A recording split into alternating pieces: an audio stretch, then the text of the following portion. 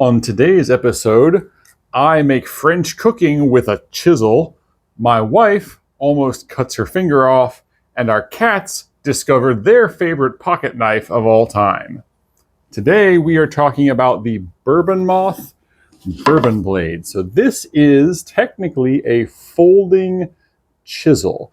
It is billed as not really a knife, but it is usable as a pocket knife.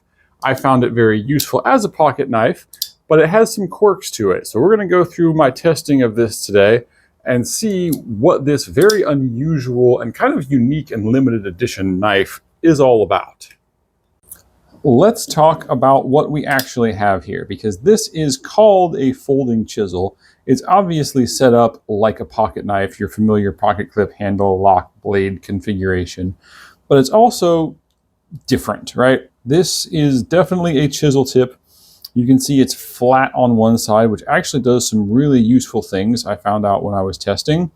But you also don't have just a normal chisel tip. You've got that sharpened point where the blade on this side meets the blade on this side, which is where it gets more knife-like. I did use this some for scraping, and my wife used it for chiseling while she was working on our back remodeling project. It does have an actual hammer face back here. So you can actually tap this with a hammer as you are using it and chiseling with it. So you can use this as an actual chisel. I would use caution because axis locks are known to sometimes unlock when you tap them on the butt. This one is made very stiffly.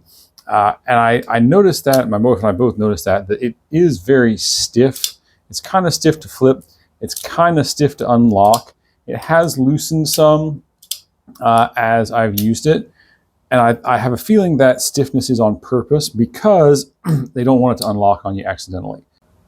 When using it as a chisel, there was a bit of a learning curve because there's a double bevel on here. So chisels typically have just a single bevel where it goes straight from this level straight out to the point, almost like a Scandi grind or a zero grind. Whereas this one has a double bevel like a normal knife blade. What that does is it makes this dig into material down this way a little bit more quickly than a normal chisel. And that is okay as long as you pay attention to it and as long as you're ready for it. There's a bit of a learning curve to using this as a chisel. But once you've learned it, it does work very well. So it seems to be, mission accomplished as far as designing this as a pocket knife / chisel for woodworkers. I did some goofy stuff with this knife. I chopped vegetables. I actually made an entire ratatouille with this knife, but I learned some interesting things about it because of that. With this flat grind on the back side, even though there are bevels that are steeper than a kitchen knife on this side, this knife chopped vegetables extremely well. I was not expecting that, and it did a really good job. I actually didn't mind using this at all as a prep knife, kitchen knife / all-purpose knife. With the 14C28N steel, that should make this a very rust-resistant knife, so there really isn't any problem with doing that.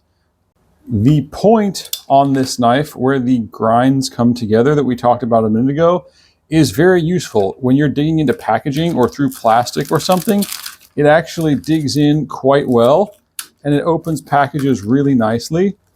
That was unexpected for a knife that functions as a chisel. My wife did have a little bit of an issue with the length of this knife. So for me, this knife did well as far as hand configuration. My fingers lock into this very well and it fits my XL size hands just about perfectly.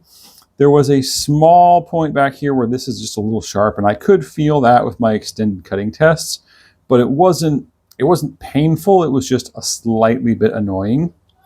But my wife had trouble closing this knife because it was so large. So when I close it, I put the heel of my hand on the back of the knife. I use that to lever against the axis lock, and I flip it closed. Her hands are too small for that, so she had to either close this with two hands or like grip it from the center like this and unlock it and then move her fingers out of the way, which is a little more dangerous. So it's a little bit big for people with small hands. It's also kind of heavy. I'll put up a weight on the screen here. Given that this knife is made by Bourbon Moth, I feel like I should say don't drink and chisel, folks, right? Always chisel responsibly. I do want to point out that there is one big flaw with this knife, though. And this, even though I really like this knife and I enjoy carrying it, and it's super useful in a lot of different ways with that chisel type blade, there is a huge problem with this knife. And I would like to attribute that to this being an early production sample, but this is actually one of the full production run. So this is not a prototype or anything like that. The big problem with this knife is edge retention. So when I was doing my dowel cutting edge retention test, I do a standardized sharpening. I sharpen it the same way as all my other knives. And when I was doing my test with this knife, it only did 75 cuts before you could see visible edge deformation on this blade. I suspected that this was going to be the case because it got dull when we were using it before this. It also sharpened way too easily, I thought, and very quickly. What that comes down to is just that the heat treatment on this blade is a little too soft, or rather a lot too soft, right? For reference, I was doing another knife test with a mossy oak 9-inch hunting knife, I believe. 14C28 and steel on both blades. I literally edge tested them minutes apart. The mossy oak knife did 400 cuts, whereas this one did only 75. And the mossy oak knife was still sharper after 400 cuts than this one was after 75 cuts. Again, I sharpened them exactly the same time with the same sharpener, same way. I do a standardized way to do that. This is just not heat treated right. And this, like I said, this is the second run of these that they have done, so they should have any pre-production problems like that ironed out by now, but they do not. So given that that's the case, this is more of a collector piece than it is a super usable knife. And that's really a shame because this is a great design. This is a great concept. I would love to see this executed better. And there's really nothing wrong with it. Even the ergonomics are pretty good. The action is pretty good. The lockup stayed good through the whole thing. That heat treatment is just too soft. And I kind of suspected this, like I said, because when I was testing this before, I'll show you a close-up, there were some little bits of deformation on this blade when I was using it outside. And I suspected the heat treatment was a little soft, and then my testing confirmed it. So please do check out Bourbon Moth. He has a great channel, great woodworking channel, great projecting channel, great DIY channel. Check this out if you're a collector and you're looking for something really cool and different.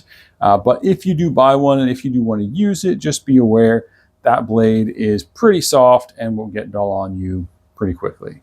Hope this is an interesting video. I really enjoyed this knife and I really enjoyed playing around with something a little different.